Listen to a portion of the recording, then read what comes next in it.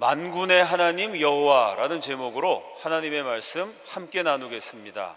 하나님의 이름인 여호와라는 단어에 군대를 뜻하는 만군을 붙이면 만군의 여호와가 됩니다.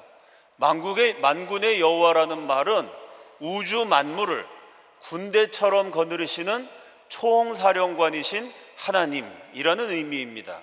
이 어구는 구약 성경에 285번 사용되었습니다. 첫째로, 만군의 여호와는 우주 만물을 창조하신 하나님이십니다. 창세기 1장 2절 다 함께 읽습니다. 시작.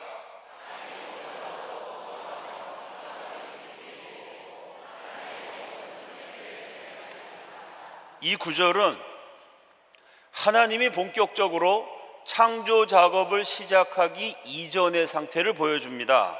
땅이 혼돈하고 공허해서 흑암이 깊음 위에 있었습니다. 혼돈하고 공허한 땅에 깊고 깊은 어두움만이 드리워져 있었죠.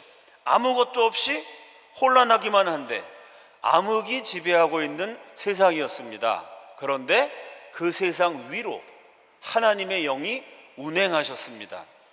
운행한다는 말은요, 암탉이 알을 품는다는 뜻입니다. 암탉이 소중하게 정성을 다해서 알을 딱 품고 있으면 삐약삐약 하면서 그 알을 깨고 귀여운 병아리가 나옵니다. 정성을 다해서 알을 품어서 새로운 생명을 탄생시키는 암탉처럼 하나님의 영이 보잘것없고 볼품없어서 혼돈과 공허와 흑암뿐이었던 그 세상을 소중한 사랑으로 감싸 안으셨다는 장면입니다. 운행한다는 말은 또 어미새가 아기새를 돌봐준다는 뜻입니다. 아기새가 아무 생각이 없어서 아무 데나 가려고 그러고요, 그 조그만 부리로 아무거나 쪼아 먹으려고 그래요. 아무 데나 가다가 다치면 안 되기 때문에 어미새가 항상 지켜봅니다. 아무거나 먹다가 병 걸리면 안 되기 때문에 어미새가 쏜살같이 달려와서 잘못된 거 먹으려고 그러면 말립니다. 사람에 비유하면요, 깐난쟁이 어린애가 아무데나 막 기어가려고 그래요. 그러다가 까지기도 하고 다치기도 하면 안 되니까 엄마가 항상 아이를 지켜보고 있습니다. 애가 이상한 거 그냥 아무거나 집에다 넣으려고 그러죠. 엄마가 지지, 안 돼, 그러 아이를 말려갖고 보호해 줍니다. 암탉이 알을 품듯이, 어미새가 아기새를 돌보듯이, 엄마가 아이를 사랑하듯이 하나님이 이 세상을 소중하고 따뜻하게 돌보셨습니다. 이렇게 하나님의 영이 운행하는 가운데 하나님이 말씀하셔서 천지가 멋지고 아름답게 창조가 되었지요. 창조가 완성된 다음의 기록, 창세기 2장 1절입니다. 천지와 만물이 다 이루어지니라. 여기에 쓰인 만물이라는 단어가 원래는 군병이라는 뜻입니다. 저희 스승은 그래서 이 구절을 천지와 군병이 다 이루어지니라 이렇게 번역을 하셨어요. 이 군병이란 단어의 의미는요, 창조주이신 하나님과 그분이 만드신 세상의 관계를 사령관과 군대에 비유합니다.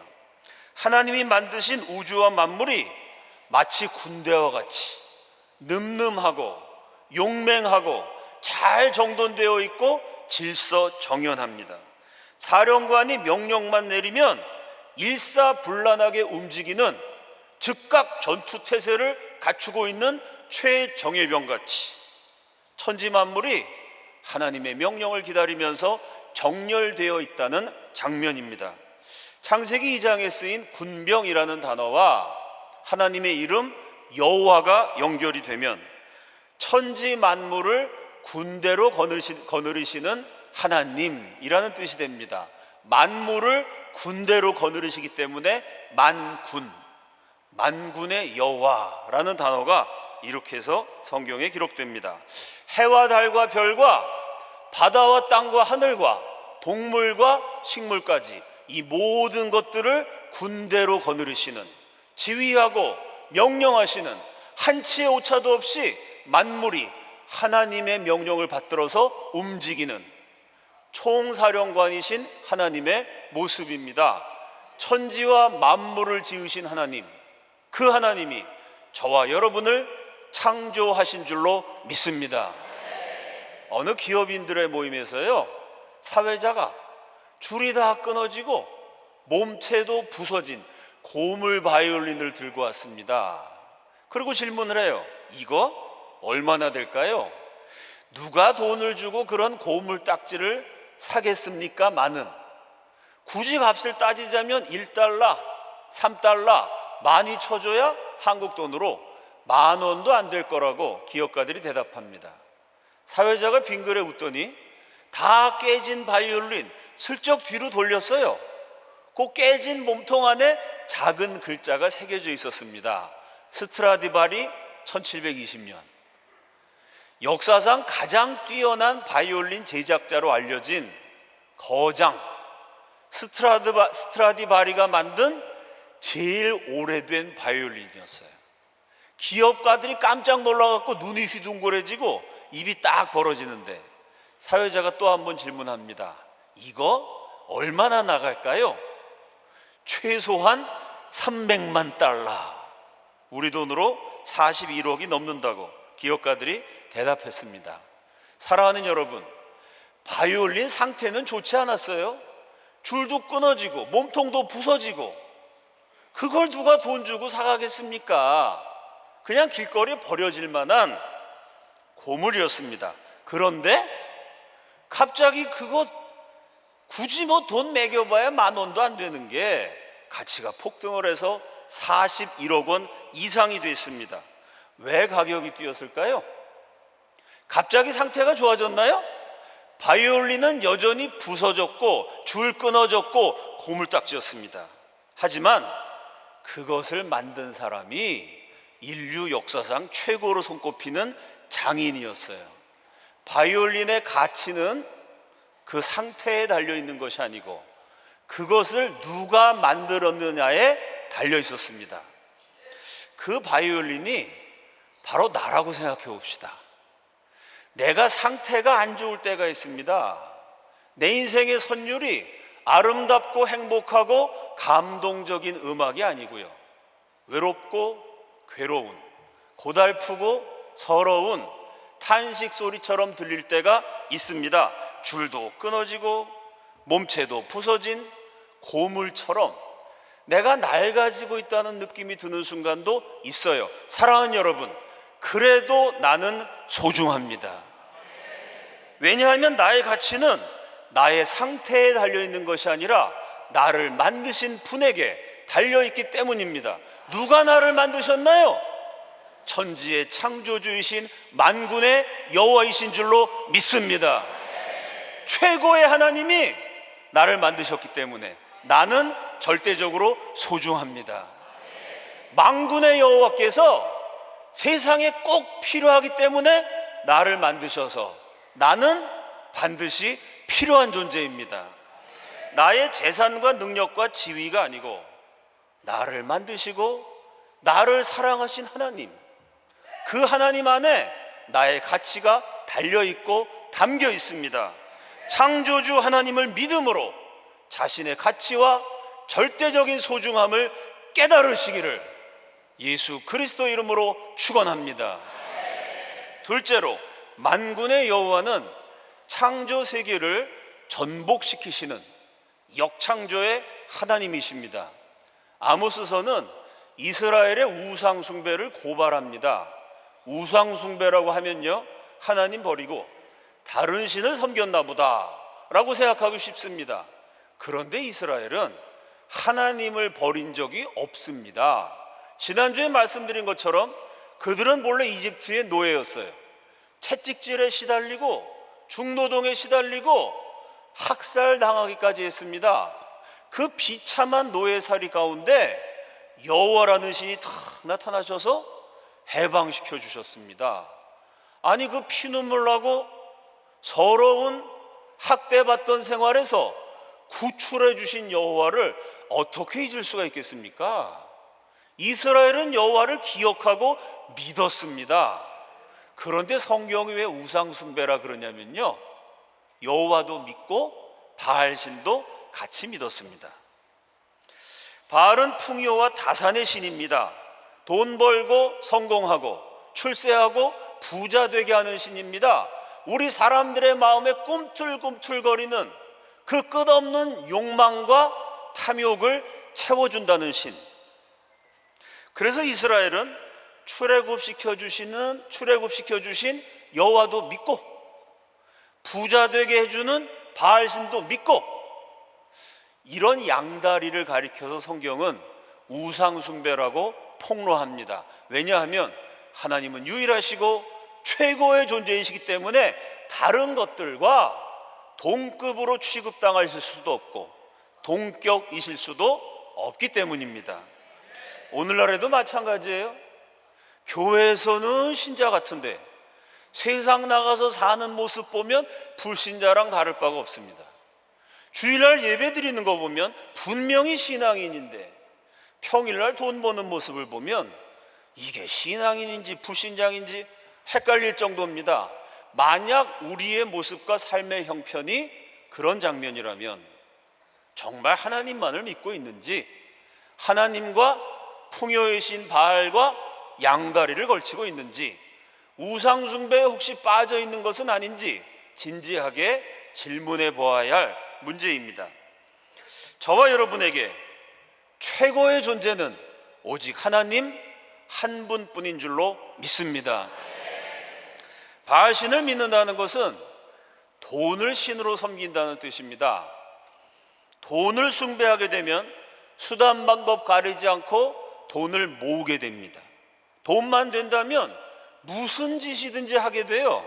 그래서 아모스의 시대에 바알 숭배의 결과로 나타난 대표적인 죄악이 인신매매였습니다. 흉년이 들면 가난한 농민들이 굶어 죽게 돼요.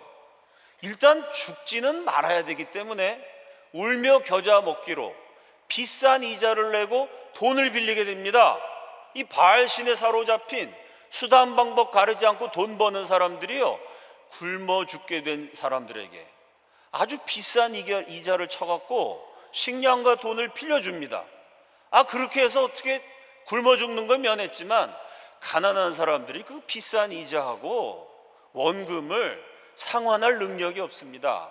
그 돈을 못 물어주면요, 사람을 그냥 붙잡아다가 노예로 팔아버려요. 이렇게 해서 집안이 쫄딱 망해서 파산해서 노예로 팔려가는 백성들이 점점 많아집니다. 그 수요와 공급의 법칙에 의해서 공급이 많아지면 가격이 떨어지게 되죠. 노예가 많아지니까 사람 값이 얼마나 떨어졌는지 이사야 선지자는 너희가 신 한 켤레 값에 가난한 자를 팔았도다 라고 폭로를 했어요. 한번 생각해 봅시다. 하나님이 창조하셨기 때문에 사람이 소중한 존재예요. 근데 그 소중한 존재인 사람을 신발짝 값에 팔아버리는 것은 창조주를 모독하는 행위입니다. 사람을 소중히 여기시는 하나님의 창조 섭리를 무시하는 행위예요.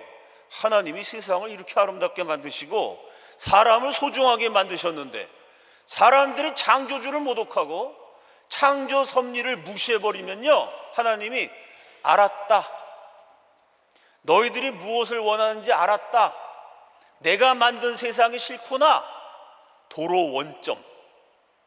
세상이 창조되기 이전에 혼돈과 공허와 암흑으로 창조를 역행해서 창조를 뒤집으셔서 하나님이 기껏 만들어준 사람을 그렇게 신발짝 값에 팔아버릴 것 같으면 내가 뭐하러 창조했겠냐.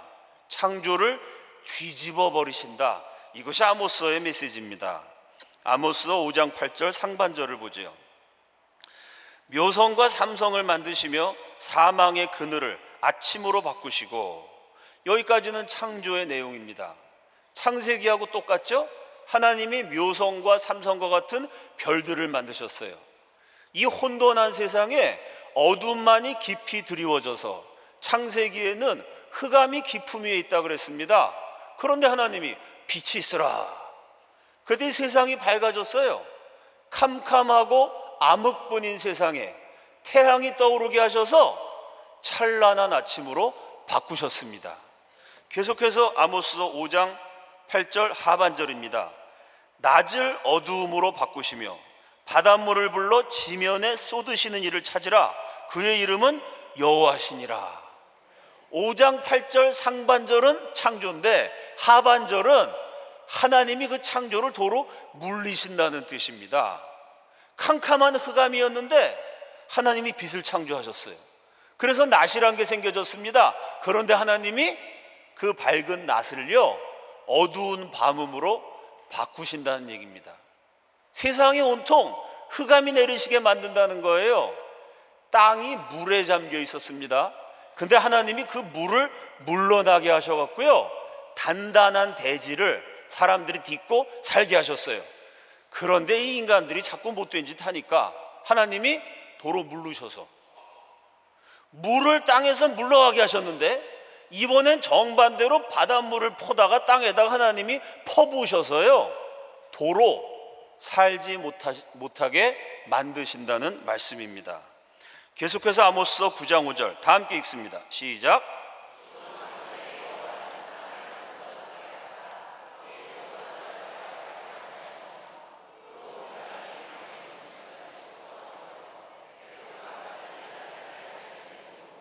자, 창세기에서 만군의 하나님이라는 개념이 나왔는데 이 아모스서 9장 5절 말씀에 만군의 여호와 하나님의 이름이 기록되어 있습니다.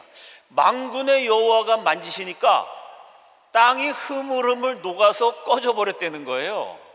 만군의 여호와께서 땅을 산처럼 솟구치게 하셨다가 다시 또 땅을 강바닥처럼 내리셨다는 겁니다.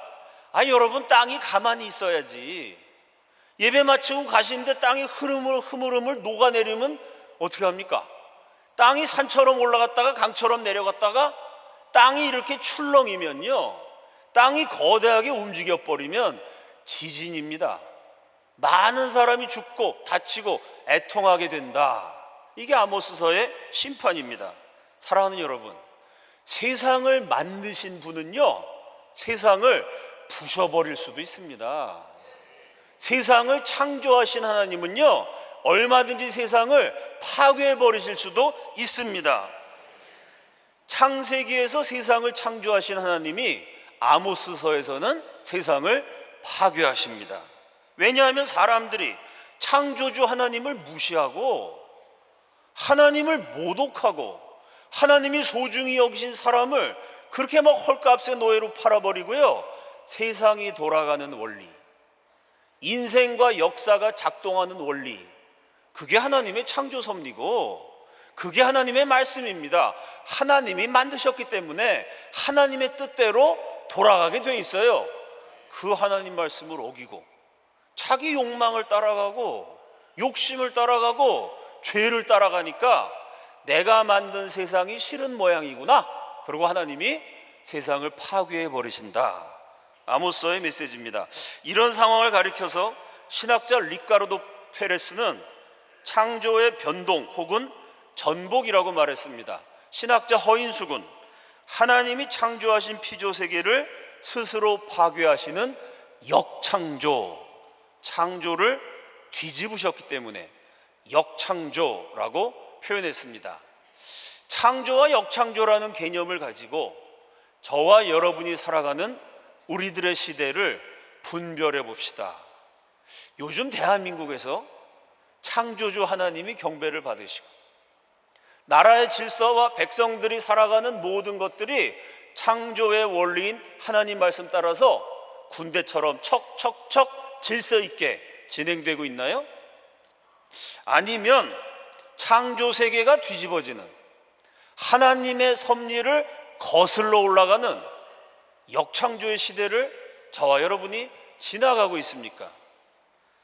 질서 정연하게 보무도 당당하게 행군하는 만군과 같은가요?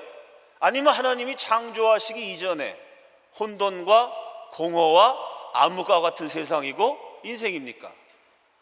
정치가 어지럽고 혼란해서 혼돈스럽습니다. 수입은 줄어드는데 물가는 자꾸만 올라가서 경제적인 전망 암울하고 암흑입니다. 대출금 이자를 갚기 위해서 또 돈을 꾸러 다녀야 하는 이자 갚기 위해서 대출을 또 받아야 되는데 그나마 대출해 주는 데도 없어서 여기저기 돈 꾸러 다녀야 하는 백성들의 마음은 한없이 공허합니다. 하나님의 창조의 섭리를 완전히 역행을 해서 동성애도 괜찮다, 이런 소리들이 사방에서 들려와요. 가정이 파괴돼서 이혼율이 늘어납니다. 개인이 파괴돼서 스스로 목숨을 끊어버리는 자살률 세계 최고 수준입니다. 이 모든 비극의 원인은, 이 모든 문제들의 출발은 창조주이신 하나님을 버렸기 때문입니다. 한국교회와 성도들이 하나님과 성공을 겸하여 섬기고 하나님과 쾌락을 한꺼번에 누리려는 우상 숭배에 빠졌기 때문입니다. 이 세상 돌아가는 모든 원인은 결국은 영적인 것입니다. 말씀대로 하면 되는 것이고 말씀대로 안 하면 안 되는 것입니다.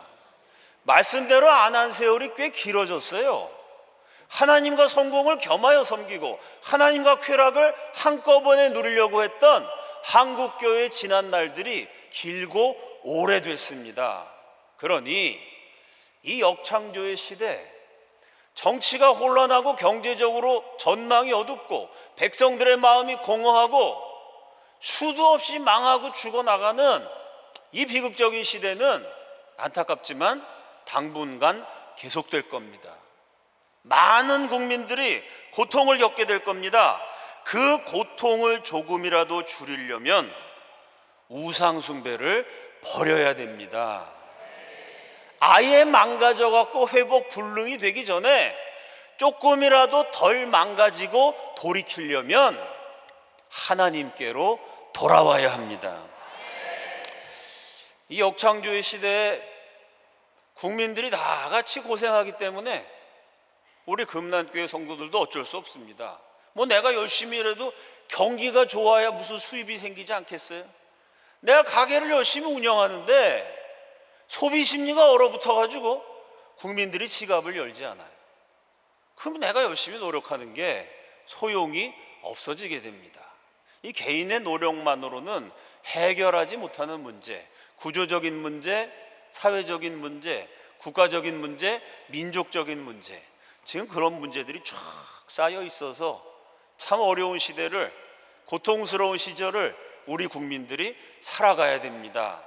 아무리 힘들고 어려워도 하나님 붙들고 있으면 살아남게 될 줄로 믿습니다. 어렵고 힘들 때일수록 우리는요, 하나님을 붙잡아야 돼요. 하나님께 붙어 있어야 됩니다.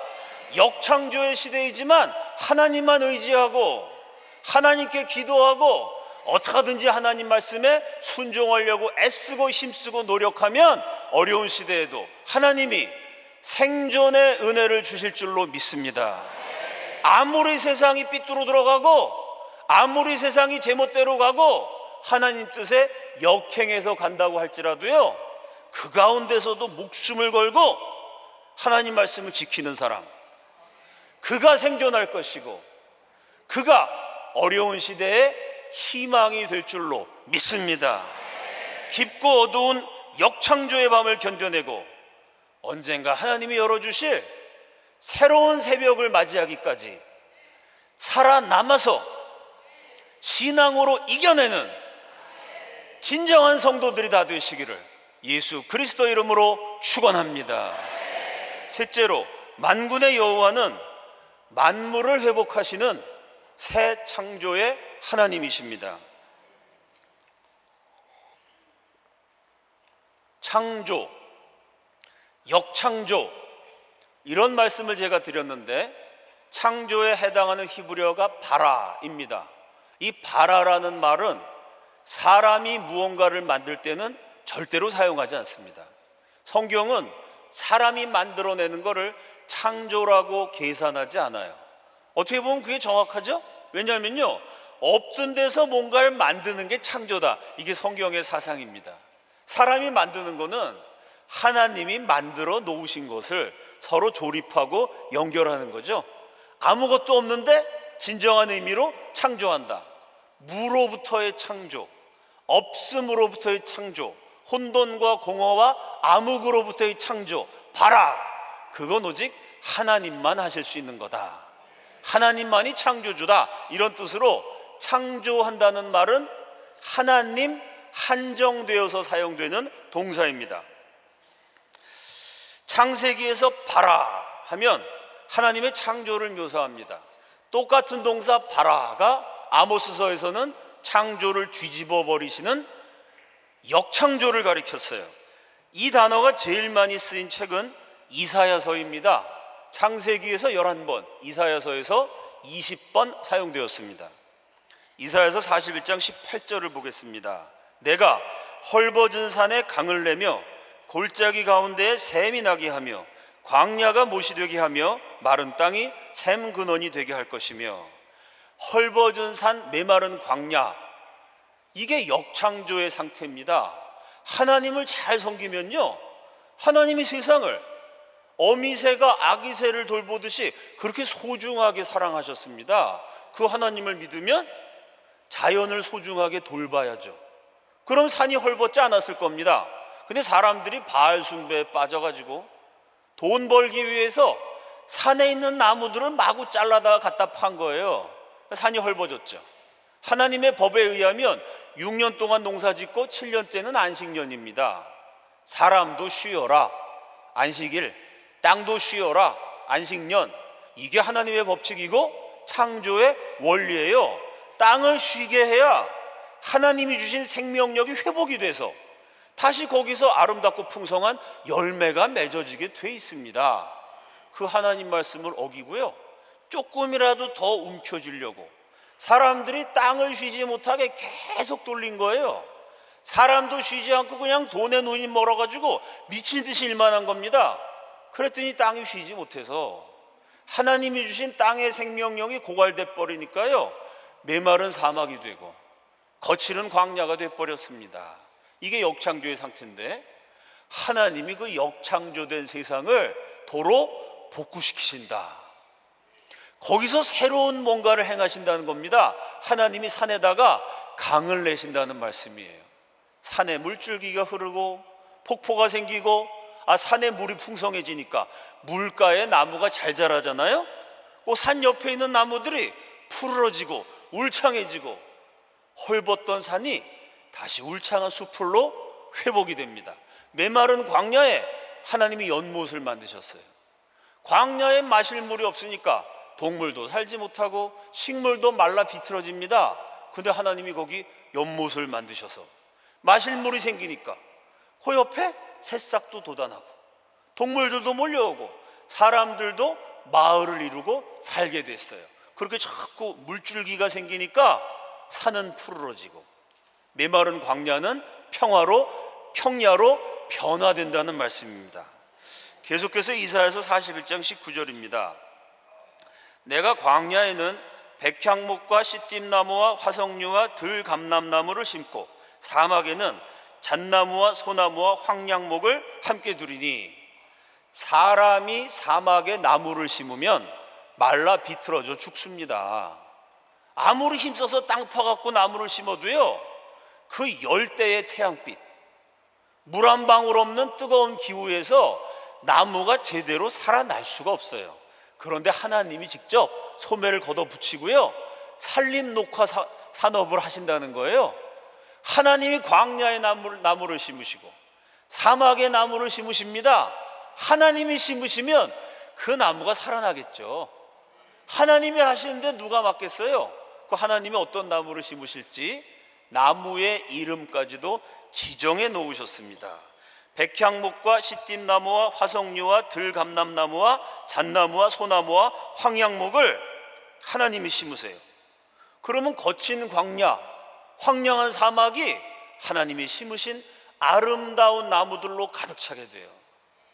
울창한 숲이 생기고 나그네들이 쉬어갈 수 있는 안식처와 같은 시원한 그늘이 생깁니다.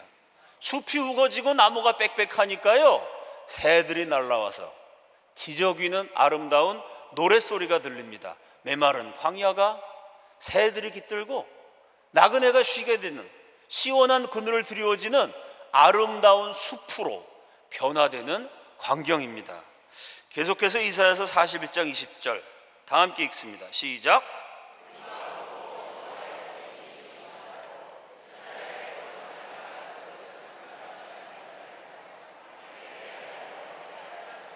자, 하나님이 이런 일을 행하시면서 뭐라고 기록되어 있냐면 이스라엘의 거룩한 이가 이것을 창조하신 바. 여기 창조라는 단어가 창세기 아모스에 나오는 바로 그 동사 바라입니다. 마른 땅에 샘물이 솟아납니다. 헐벗은 산이 푸르고 푸르게 울창해져요. 거친 광야에 아름다운 숲이 생겨납니다. 사람들이 깜짝 놀라겠죠. 어떻게 이런 일이 일어났지? 누가 봐도 이건 사람이 할 수 있는 일이 아니에요. 그래서 이구동성으로 말하게 됩니다. 이건 하나님이 하신 일이다. 하나님이 헐벗은 산, 메마른 사막, 거친 광야에서 새롭게 창조 작업을 행하셨도다. 이사야서에서 바라는 역창조로 황폐해진 세상을 하나님이 새롭게 회복하시는 새로운 창조를 의미합니다. 그래서 창세기가 창조고 아모스서가 역창조라면 이사야서는 새창조라는 성경적인 개념을 증언합니다.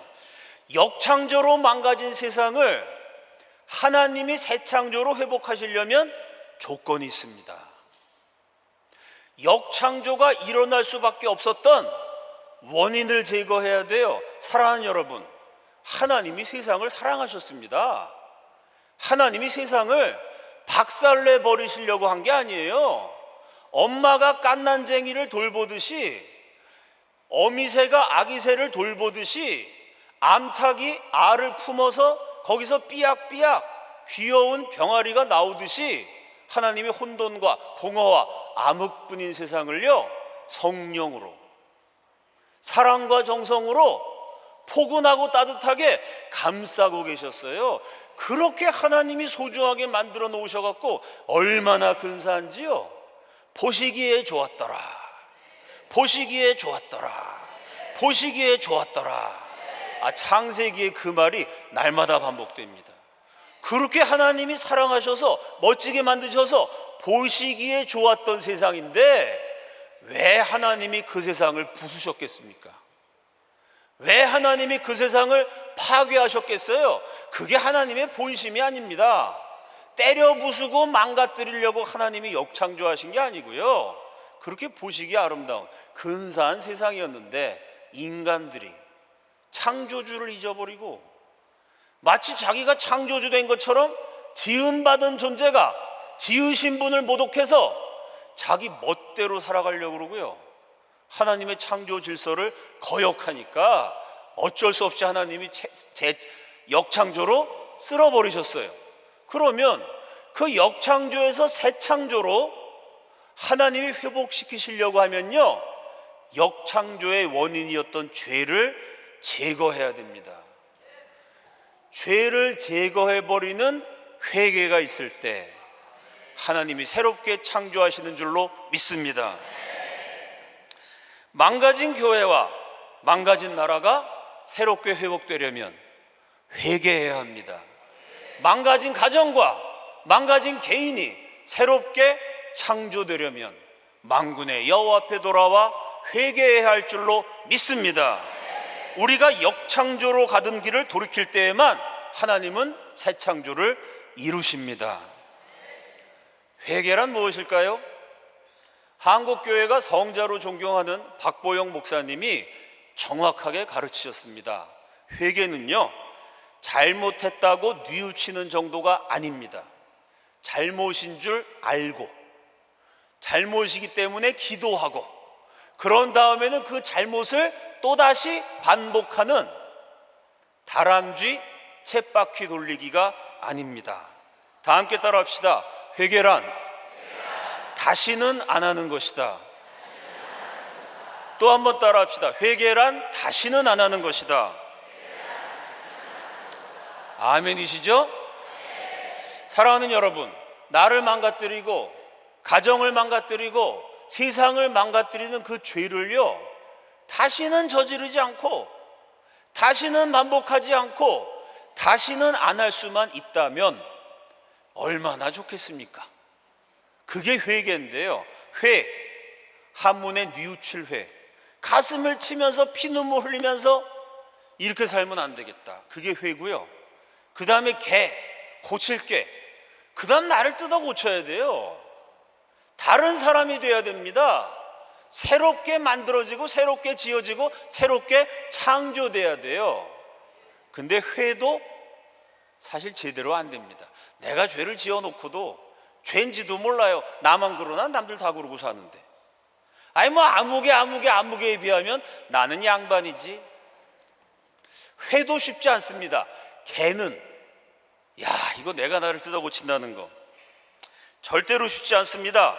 내가 나를 고친다는 게 쉽지 않아요.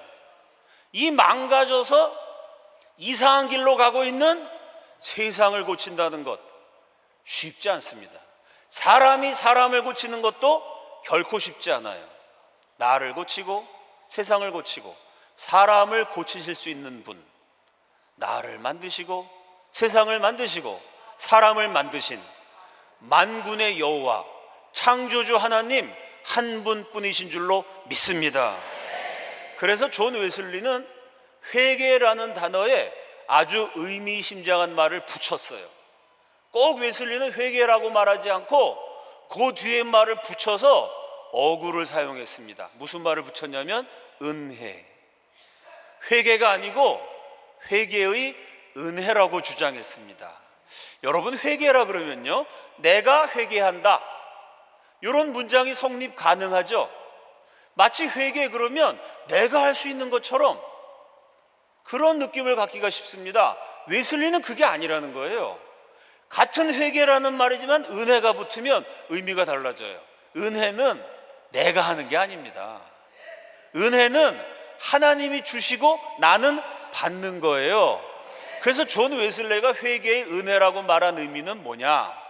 회개라는 것도 하나님이 도와주셔야 되는 거지, 하나님이 은혜를 주셔야 회개라는 것도 가능하지, 사람 힘만 가지고는 안 된다는 겁니다. 내가 영적인 눈이 어두워졌어요. 내가 맨날 내 통장에 돈이 얼마가 있는지 은행 잔고를 확인하는 눈, 그건 있어요. 내가 밖에 사람 만나러 갈 때 옷 매무새가 제대로 됐는지, 헤어스타일이 근사한지, 사람들 앞에 보이는 내 모습을 단장하는 눈, 그건 있어요. 근데 내 영혼의 상태를 보는 눈, 내가 지금 하나님 앞에서 어떻게 살고 있는 거야? 어디로 가고 있는 거야? 이렇게 살아도 되는 거야? 이 길을 끝까지 걸어가면 그 마지막에 도대체 생명과 축복이 있는 거야? 아니면 심판이 있는 거야? 내 영혼의 상태를 볼 수 있는 눈, 내 영적인 현주소를 볼 수 있는 눈, 그거는 영적인 눈이기 때문에 영이신 하나님이 열어주셔야 보이게 됩니다. 하나님이 영안을 열어주시고 마음의 눈을 열어주셔야 내 마음도 보이고 영혼도 보이게 돼 있어요. 그래야 내가 괜찮은 사람인 줄 알았더니 절대로 안 괜찮구나, 이거 내 힘으로 되는 줄 알았더니 하나님이 안 도와주시면 난 그냥 당장에 박살나고 부서지겠구나, 하나님이 은혜를 주셔야 나를 알게 되고 내 영혼의 상태를 보게 되고 죄라는 것이 얼마나 무섭고 끈질기게 나를 망가뜨리고 나를 더럽히고 내 인생을 참 무너지게 만드는지 하나님이 알게 하셔야 알 수 있습니다. 더럽고 끔찍하며 무서운 죄악 반복하지 않도록 하나님이 내 눈을 지켜주시고, 하나님이 내 귀를 지켜주시고, 하나님이 내 입을 지켜주시고, 하나님이 내 손을 지켜주시고, 하나님이 내 발걸음을 지켜주셔야 멸망을 향해서 가는, 파괴를 향해서 길이 나 있는 그 죄악된 길에서 벗어날 수 있는 줄로 믿습니다. 아무리 역창조의 시대라도요, 회개의 은혜를 받아서 내 영혼을 하나님 앞에서 들여다보고 점검하면서 영의 양식인 하나님 말씀으로 내 영혼을 가득 채우고 정말 눈물로 기도하며 하나님만 의지할 때 아무리 세상이 험악하고 살기 어려운 역창조의 시대라도 우리 하나님 눈동자처럼 보호하시고 지키시고 돌보시고 구출해 주시는 줄로 믿습니다. 그 얘기가 이사야서 47장 4절입니다. 다 함께 읽습니다. 시작.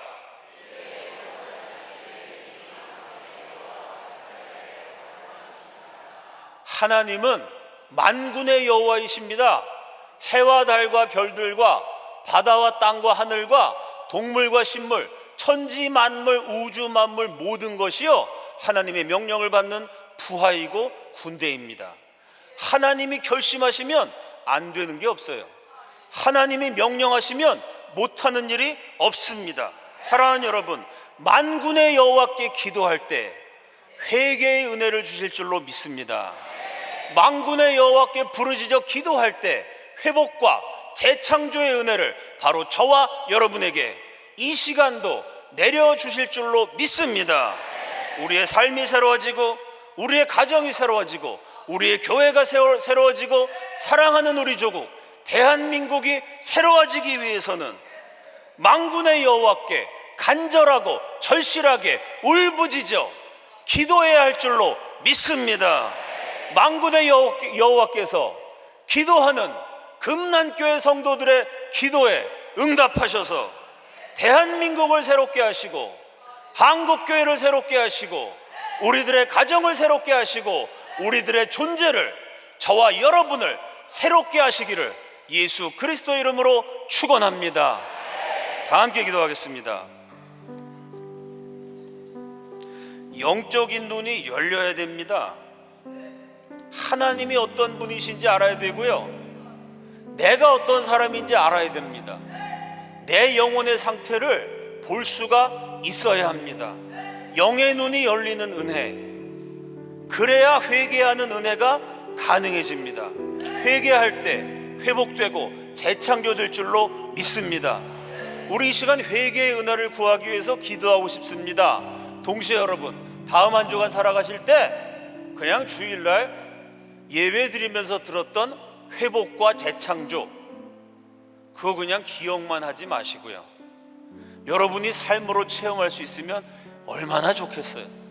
월화수목금토 여러분 세상 나가서 열심히 일하시고 사람도 만나시고 일상생활을 이어가실 때 늘 하나님께 기도하고 하나님께 매달려서, 야, 하나님이 오늘도 망가진 내 삶을 고쳐주시는구나, 망가져갖고 안 될 줄 알았는데 만군의 하나님이 역사하시니까 이게 되는구나, 일이 꼬여온 줄 알았는데 만군의 여호와께서 도와주시니까 오히려 일이 풀리는구나. 이 한 주간 우리 금난의 모든 성도들이 삶을 통해 구체적으로 실생활 속에서 회복하시고 재창조하시는 하나님의 은혜를 누리시기를 예수 그리스도의 이름으로 축원합니다. 회개의 은혜를 주시옵소서. 회복과 재창조를 날마다 구체적으로 경험하는 은혜를 바로 나에게 내리워 주시옵소서. 주여 한번 외치시고 다 함께 통성으로 기도합니다. 주여.